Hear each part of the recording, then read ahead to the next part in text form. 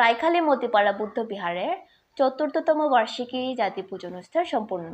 আমরা ভগবানের কাছে প্রার্থনা করি দেশের মানুষ যেন ভালো থাকে, বেগুনে সুস্থ থাকো, সবার জন্য কামনা করি, এই প্রার্থনা করি আমরা বুদ্ধ কাছে। সুপ্রিয় দর্শক, আমি আপনাদের সাথে আছি মামিনু মারমা।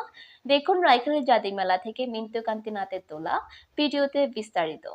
দর্শক, চলে আসছি কাপ্তাই রায়খালী ইউনিয়নের মতিপাড়া বৌদ্ধ বিহারে। তো আপনারা জানেন আজকে কিন্তু চতুর্থতম প্রতিষ্ঠাবার্ষিকী উপলক্ষে সকাল থেকে ভগবান বুদ্ধের কাছে বিভিন্ন অনুষ্ঠানের মধ্য দিয়ে কিন্তু জাতি মেলা শুরু হয়েছে। রাঙ্গামাটি কাপ্তাই উপজেলার ৪ নং রায়খালী ইউনিয়নের মতিপাড়া বুদ্ধ বিহারে বিভিন্ন ধর্মীয় অনুষ্ঠানের মধ্য দিয়ে চতুর্থতম বার্ষিকী জাতি মেলা অনুষ্ঠিত হয়েছে।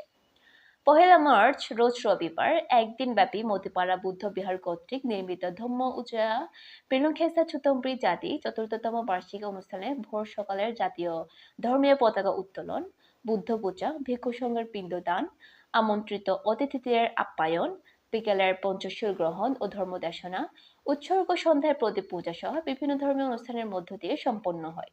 জাতি প্রাঙ্গণে অনুষ্ঠিত অনুষ্ঠানে মতিপাড়া বুদ্ধ বিহারের বিহার অধ্যক্ষ নাগেন্দা ভিক্ষু সঞ্চালনায় প্রধান অতিথি হিসেবে উপস্থিত ছিলেন বাঙালিয়া নাইকাছড়া আগাপাড়া বুদ্ধ কল্যাণ অনাথালয়ের প্রতিষ্ঠাতা ও পরিচালক এবং মায়ানমার সরকার কর্তৃক মহাসন্ধর্ম জ্যোতিকা ধপচা উপাধিপ্রাপ্ত পরম পূজনীয় গুরু ভান্তে উপাচার্য ক্ষেমাচরা মহোদয়।